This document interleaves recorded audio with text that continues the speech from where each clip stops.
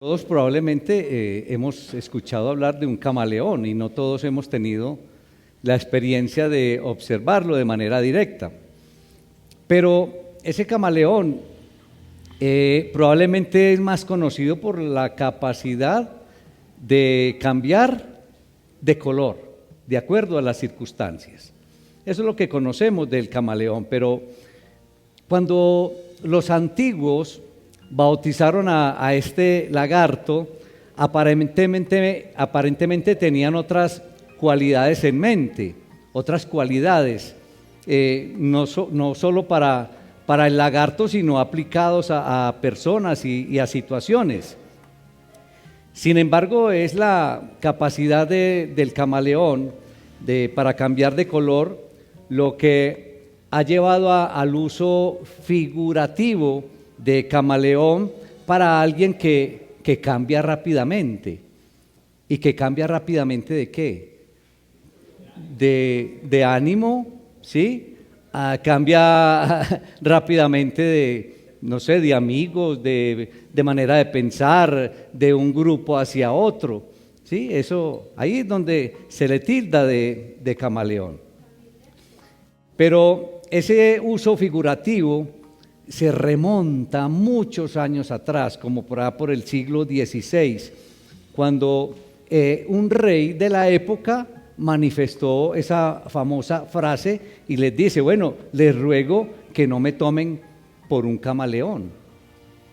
A lo mejor estaban distorsionando su imagen o no sé qué interpretación o qué situación se estaba presentando, y el rey entonces les da esa frase. Este parece un camaleón, es lo que generalmente se expresa. Una persona que cambia a menudo de creencias, inclusive, cambia de manera de comportamiento, pero ¿saben algo? En muchas ocasiones es para complacer a los demás o para tener un beneficio, o muchas veces para simplemente arrimarse a un grupo ganador, a un grupo que se cree ganador. Y esto se ve mucho en la política, ¿cierto? Bueno, nosotros en nuestro país realmente creo que no tenemos muchos camaleones a nivel político, pero se ve en los amigos, en la amistad, se ve en las relaciones personales, relaciones amorosas, se ve en los negocios, se ve mucho este tipo de actitud. ¿Creen ustedes que en la vida cristiana podríamos hablar de camaleones? En la vida cristiana se ven, desafortunadamente, muchos camaleones. La pregunta sería para cada uno de nosotros en su interior: ¿seré yo un camaleón?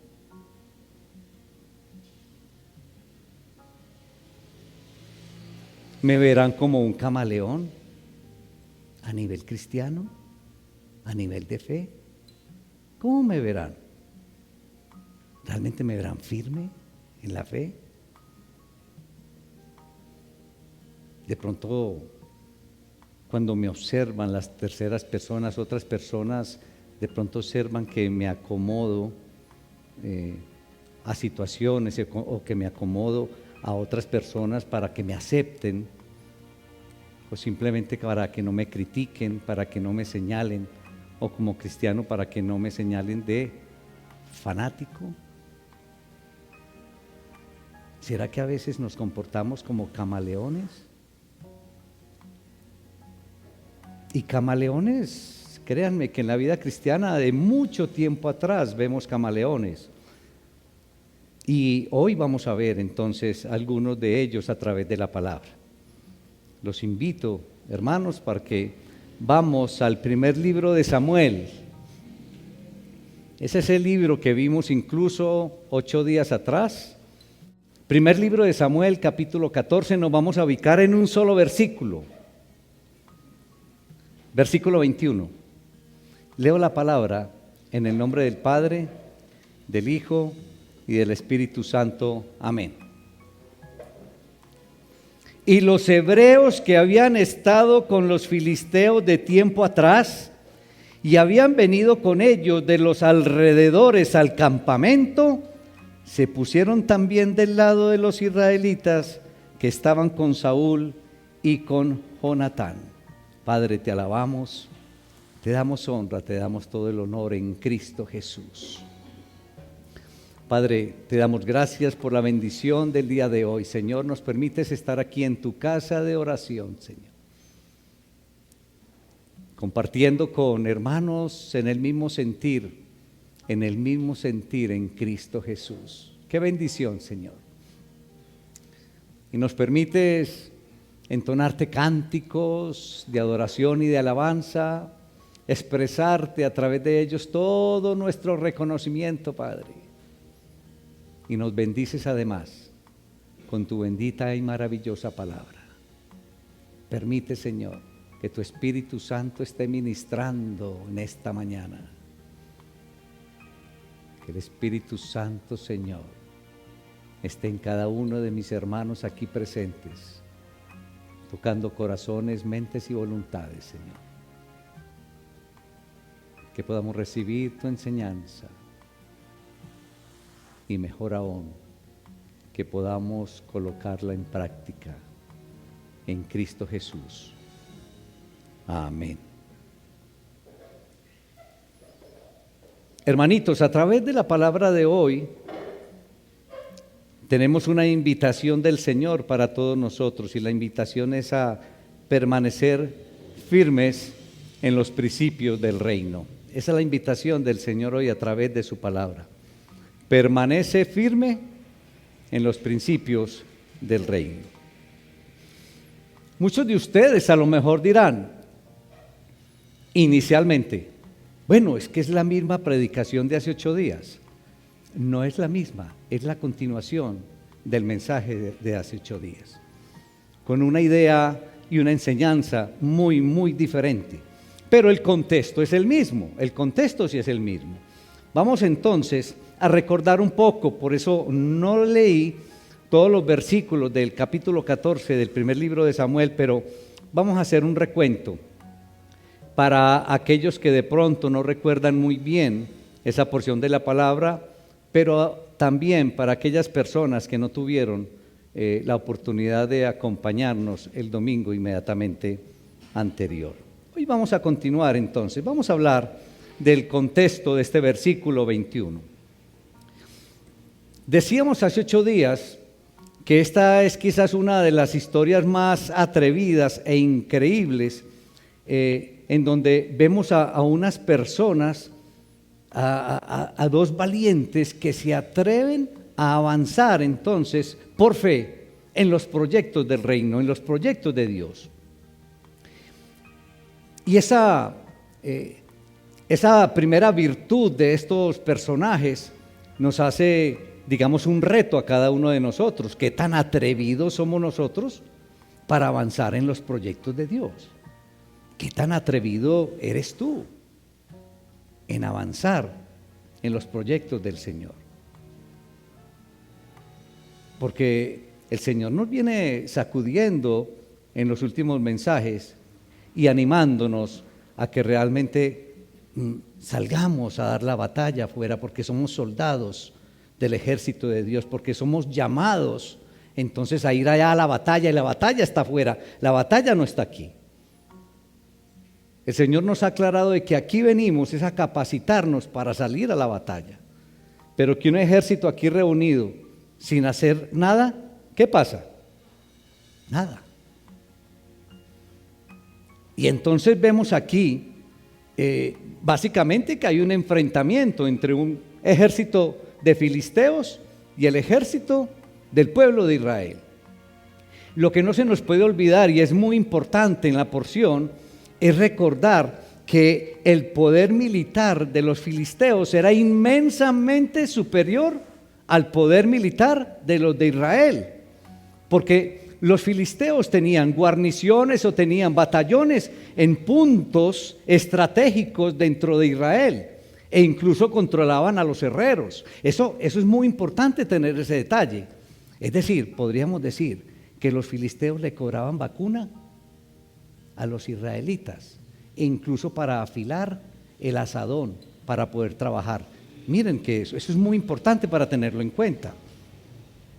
Y solamente entonces del pueblo de Israel, la familia real era la que poseía una espada o una lanza, imagínense. Entonces, según este criterio, en el pueblo de Israel, ¿quiénes tenían espada y lanza? No, ojo. ¿Quién? Excelente, claro, porque estamos diciendo que solamente los de la familia real. Entonces podríamos decir, entonces, bajo ese criterio, que Saúl, que era el padre de Jonatán y rey, y el hijo Jonatán, solamente tenían espada y lanza. Tremendo. ¿Y qué tenía el pueblo, el ejército filisteo? El pueblo filisteo, ¿qué tenía? Todo. Por eso decimos que el poder militar de los filisteos era inmensamente superior al del ejército de Israel. Entonces, dice la palabra que un batallón o una guarnición de los filisteos se fueron para el paso de Migmas. Y nos dice también la palabra que Saúl contaba con unos 600 soldados, pero que Saúl estaba completamente quieto, estaba inactivo. A lo mejor Saúl, y le recomendaba yo que leyeran el capítulo 13, porque a lo mejor en la cabeza de Saúl todavía le estaba dando vueltas la desobediencia que había tenido con Jehová, con el Señor, y que el Señor entonces le dijo que no iba a tener descendencia ahí en el poder. Entonces a lo mejor estaba inquieto todavía, le daba vueltas en la cabeza eso. Y Saúl entonces estaba inactivo porque quizás Saúl tenía los ojos puestos ¿en qué? En el ejército de él que estaba sin armas, en el poder humano. No tenía los ojos puestos en el poder divino, en el poder de Dios. Y por eso estaba quieto. Jonatán entonces, el hijo de Saúl, invita entonces al compañero, al escudero que llamamos, al paje de armas, a que lo acompañe. ¿A que lo acompañe a qué? ¿Avanzar a dónde? A enfrentar el ejército filisteos, por Dios. Por eso decíamos que es una aventura loca, increíble, de dos valientes. Ahora, adicionalmente, valientes, pero llenos de ¿qué? De fe. Porque solamente por fe. Porque, ¿cómo así que dos se van a enfrentar a un ejército con ese poder que sabían que tenían todas las armas? Y le dice a Jonatán, al escudero, vamos hasta ese campamento de incircuncisos.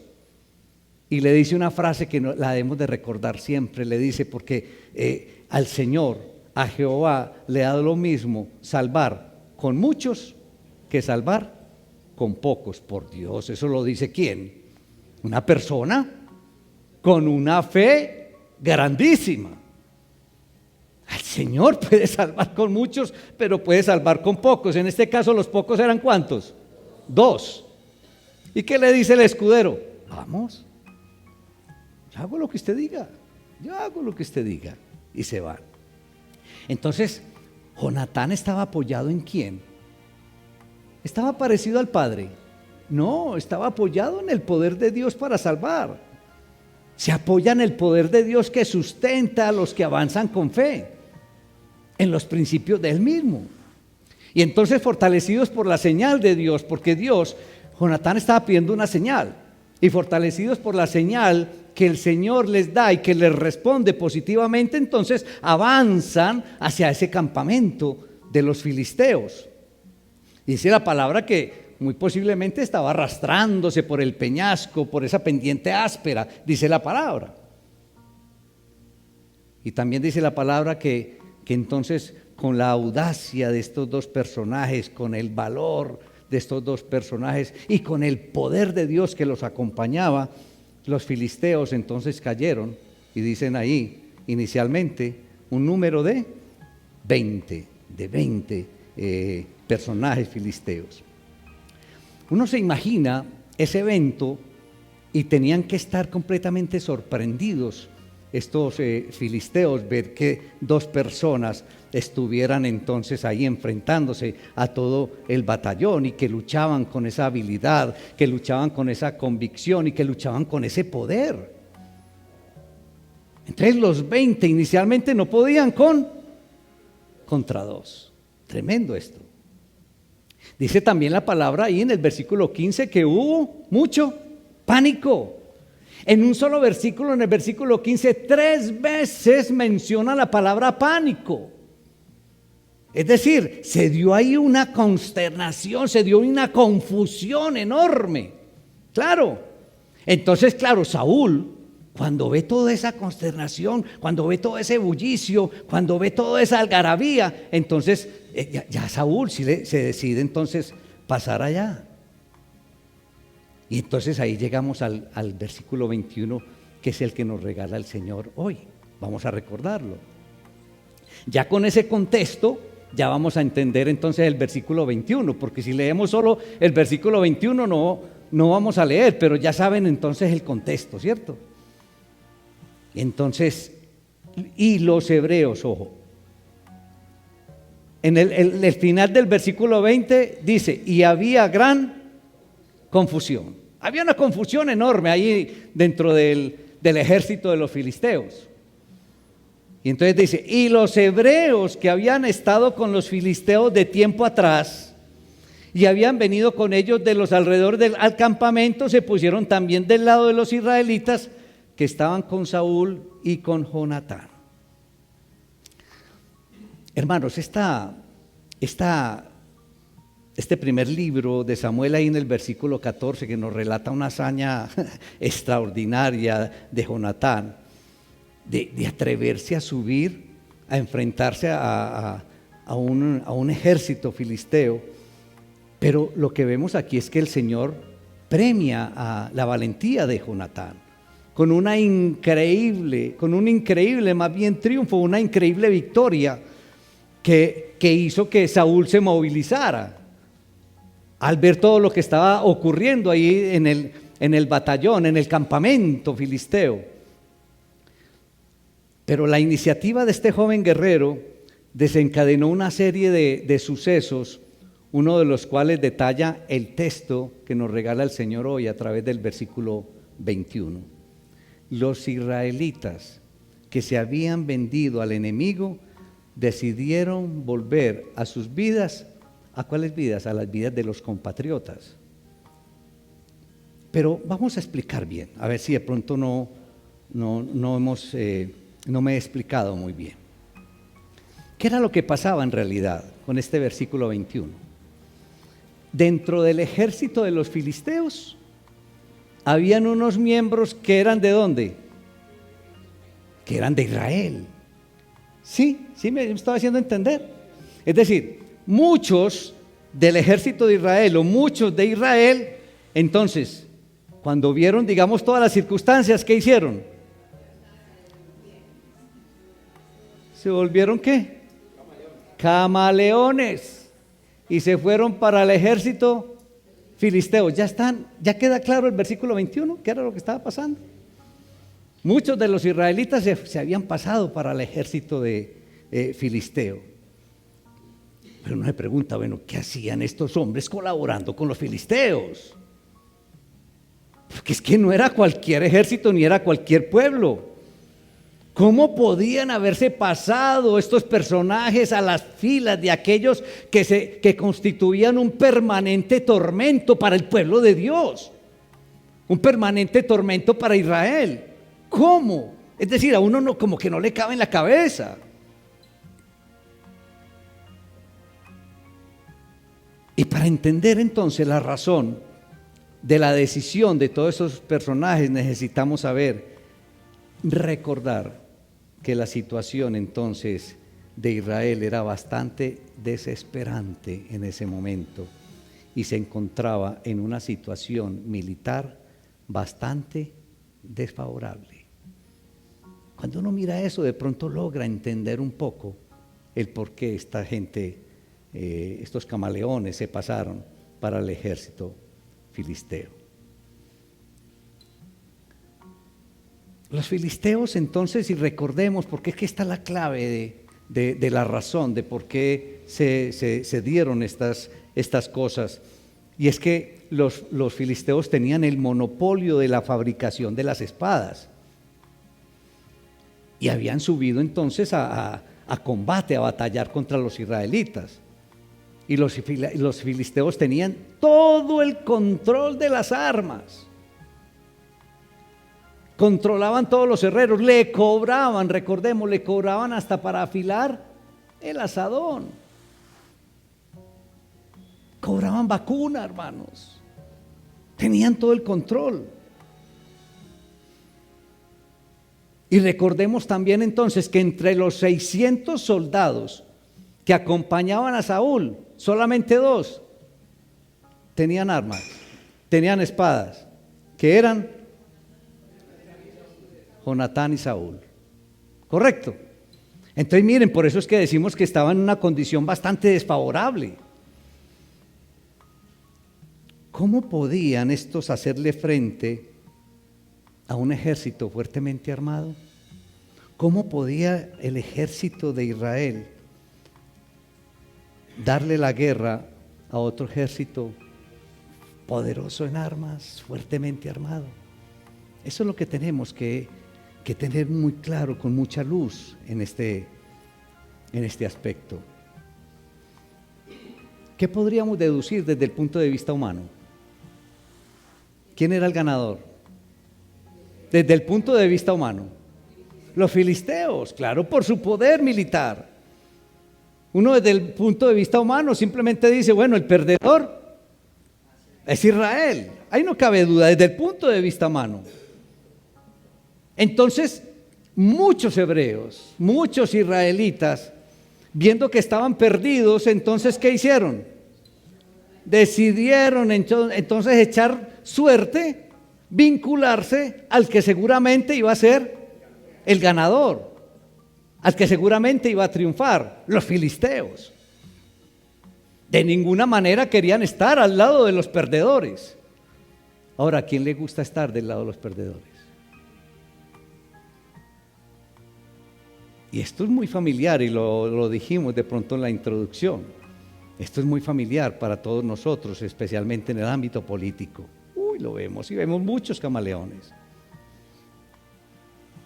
En el deporte, en el amor.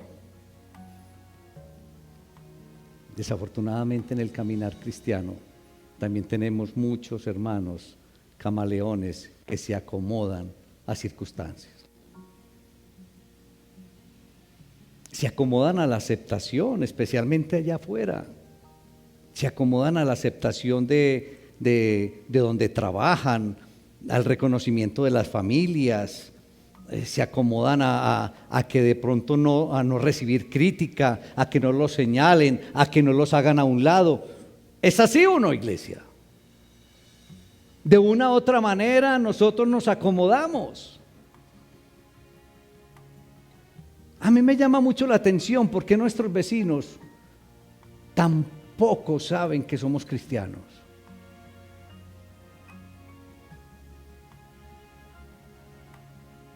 Tenemos muchos camaleones en la familia cristiana. Entonces una decisión como la tomada por estos israelitas que se pasaron a ser parte del ejército filisteo, pero también muchas de las decisiones que tomamos muchos de nosotros de acomodarnos a las diferentes situaciones, muchas de las decisiones que tomamos muchos de nosotros abandonando nuestras creencias incluso. Todo esto revela el profundo deseo de las personas de formar parte de los grupos que triunfan. El deseo de formar parte de los grupos que son exitosos, que son ganadores. Eso es lo único que podemos ver, no solamente a través de los soldados israelitas que pasaron, sino en nuestro comportamiento, hermanitos. Es el deseo permanente de permanecer al grupo ganador. Uno no quiere pertenecer al grupo de perdedores. uno quiere pertenecer o estar en el grupo de los ganadores. ¿Y qué es lo que pasa cuando se tiene éxito? O bueno, más bien cuando se obtienen logros. Se tiene respeto por otras personas, se tiene el reconocimiento de las personas que están a nuestro alrededor. Y esto satisface el ego de nosotros. Tenemos que aceptarlo, es el anhelo, el intenso anhelo de ser aceptados por los demás, de ser reconocidos por los demás. Nos encanta, debemos aceptarlo, ser reconocidos por las demás personas. Nos agrada ser aceptados por las demás personas. Anhelamos estar en el grupo o al lado de los ganadores. Todo eso nos gusta, debemos aceptarlo. Pero entonces dirán ustedes, bueno, ¿y cuál es el problema? ¿Cuál es el problema de que yo quiera pertenecer al grupo de los ganadores? Al grupo de los que tienen asegurado el triunfo o de ese reconocimiento. El problema es que uno puede, tratando de conseguir esa aprobación, tratando de conseguir pasarme de bando al bando de los victoriosos, lo puede hacer sin medir el costo que tenga que pagar. Ese es el problema. Ese es el grave problema. Porque podemos llegar hasta el punto de vender nuestra alma por un plato de lentejas. Podemos llegar hasta el punto entonces para obtener la aprobación, para obtener ese paso al grupo de los ganadores, podemos llegar entonces a entregar la verdad por 30 monedas de plata. No medimos el costo a pagar. Ese es el problema.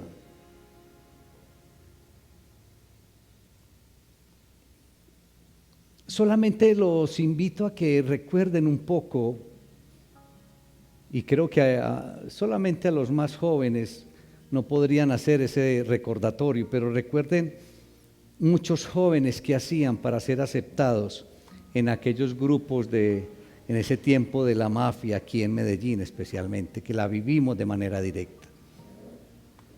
Da pesar recordar lo que hacían.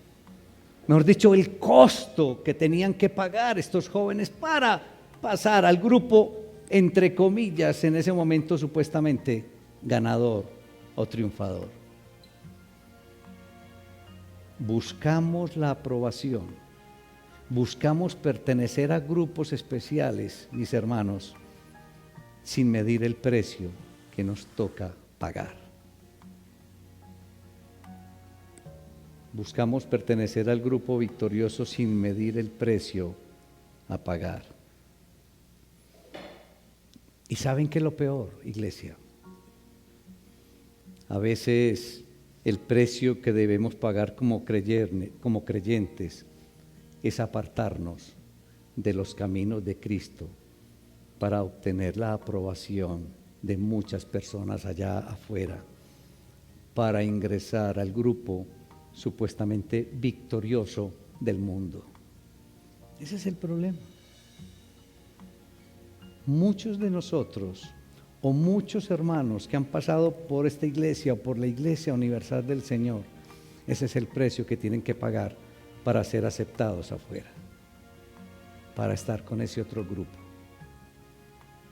alejarse de los caminos del Señor. Y eso sí que es un precio altísimo. Ese sí que es un gran precio. Hermanos, como creyentes tenemos que estar en guardia siempre.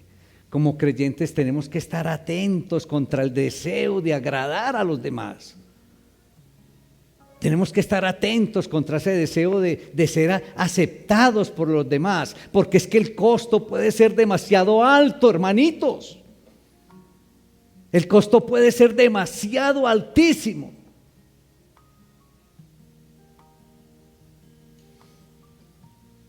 Y en ocasiones estamos tan desesperados, hermanos, porque algunos amigos o algunas personas nos acepten. Y hay tiempos donde estamos totalmente concentrados en tener la aceptación de aquella o de aquellas o de aquel grupo, y nos llegamos a desesperar. ¿Qué hago? ¿Cómo hago?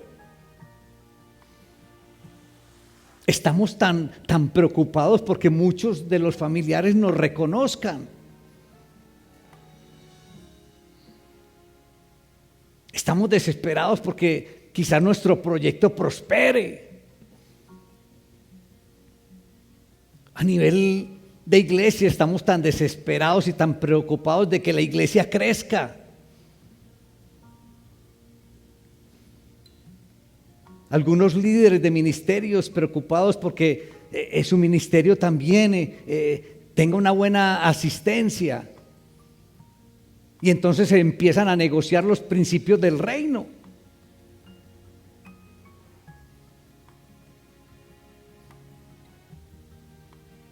Entonces a veces llegamos a estar tan desesperados que estamos dispuestos a echar mano a cualquier método para lograr entonces alcanzar la meta.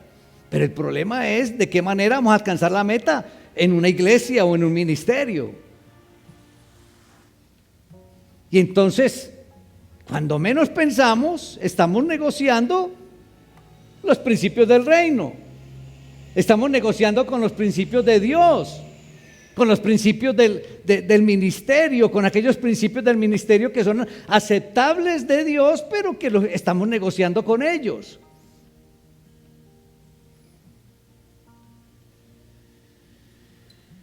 Miren, por ejemplo, cómo negociamos. Pregúntate tú, ¿por qué no cargas una Biblia? Que no vaya a ser porque la gente te vaya a identificar inmediatamente como un cristiano y que te diga, este es un fanático. Eso es negociar con un principio del reino. Miren qué tan sencillo. Y nosotros muchos negociamos con eso. Miren que empezamos sin darnos cuenta a negociar, a dejar a un lado los principios del reino. No le hablamos a las personas del evangelio por temor entonces a que nos tilden de fanáticos. Muchos no compartimos el evangelio para que no nos señalen. Debemos admitir eso. Negociamos los principios del reino. Nos da un temor contar que somos cristianos porque no, es que nos hacen a un lado, no nos vuelven a invitar. Ayer me decía una persona con la que dialogaba, me decía que en el lugar donde trabajaba, cuando se dieron cuenta que era cristiana, entonces cuando llegaba a las reuniones dejaban de hablar porque ella llegaba. Y ese es el temor que nos da.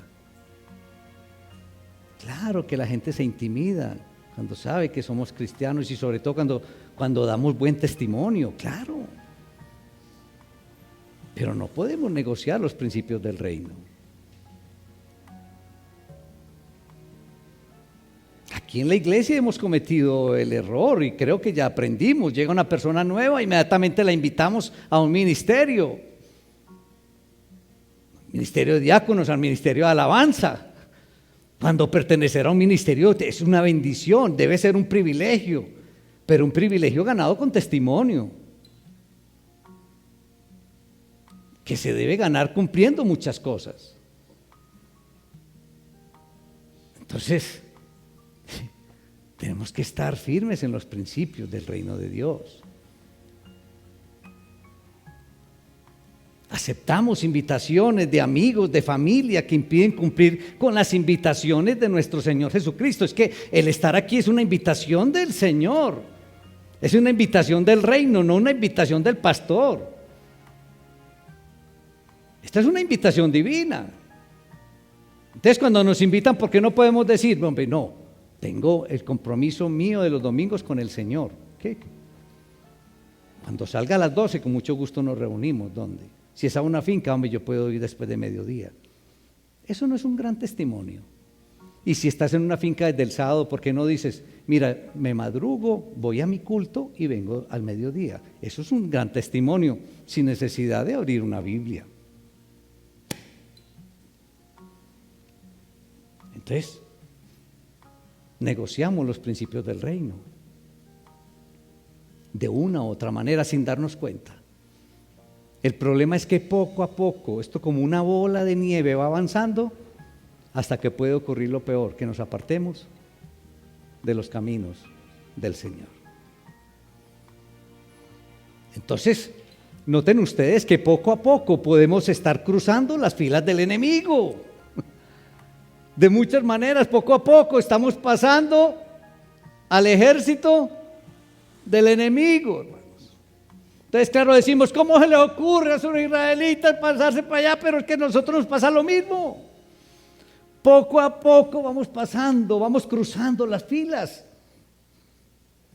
Porque poco a poco vamos incorporando, vamos haciendo nuestra las filosofías, las técnicas y los principios del mundo.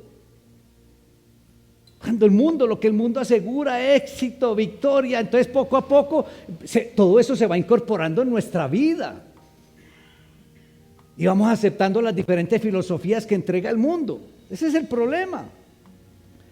O si no, ¿por qué creen ustedes que hay tanta deserción en las iglesias? ¿Qué pasa? Porque el mundo nos está trayendo. Y poco a poco, sin darnos cuenta, nos vamos pasando al ejército del enemigo. ¿Qué es lo que pasó? Narrado aquí en el capítulo 14 del primer libro de Samuel, con el ejército, con algunos miembros del ejército de Israel que se pasaron. Igual nos está pasando hoy, hermanos. Nos vamos pasando a las filas del ejército enemigo.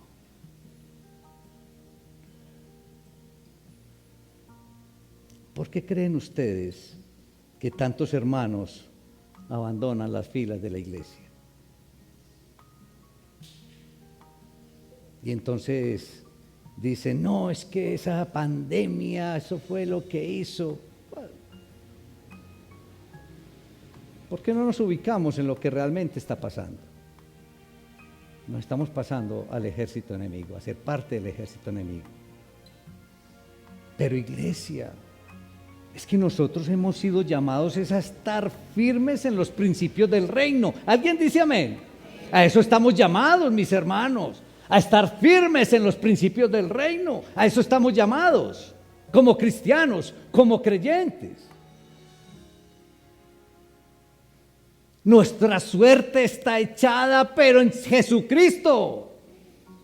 Ahí es donde está echada nuestra suerte, en nuestro Salvador, Jesucristo. Y no debemos, mis hermanos, claudicar, aunque parezca que el enemigo es superior a nosotros o que el enemigo nos tiene cercados. No podemos desfallecer, hermanos. Iglesia, las verdades de Dios, las verdades de Jesucristo no son negociables, de ninguna manera. Y Él respalda a los que por fe avanzan y se mantienen firmes,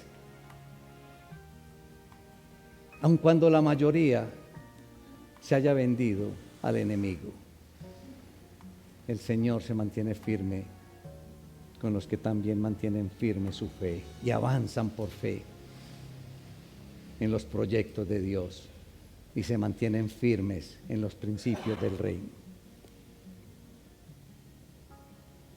Iglesia, con dos, en aquella época se ganó una gran batalla,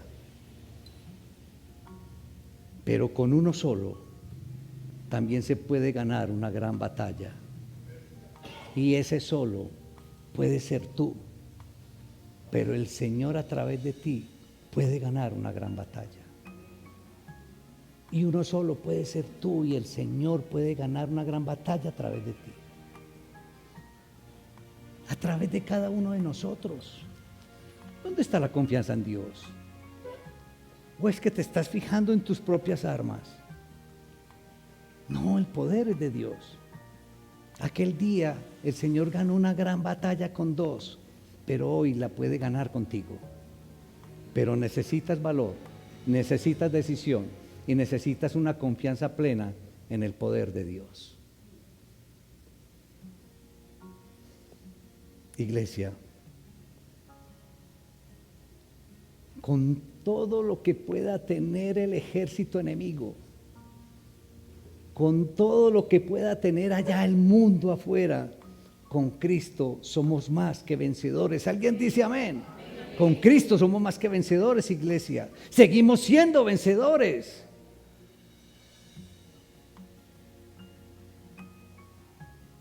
Y hay un salmo hermoso por ahí, el Salmo 40, versículo 4, que dice: bienaventurado el hombre que puso en Jehová su confianza y no mira a los soberbios ni a los que se desvían tras la mentira.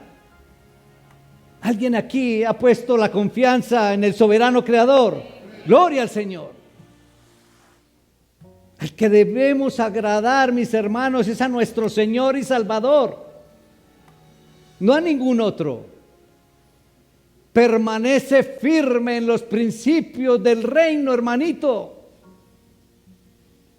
No dudes.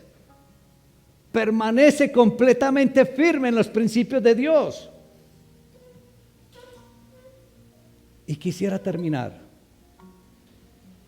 con algo que nos dijo el Señor el miércoles pasado. Bueno, que nos ha dicho por mucho tiempo, pero que nos lo recordó el miércoles pasado a través de la carta de Judas. Si tu fe vale la pena, entonces vale la pena defenderla. Padre, te alabamos, te damos gloria, te damos todo el honor, en el glorioso nombre de Cristo Jesús.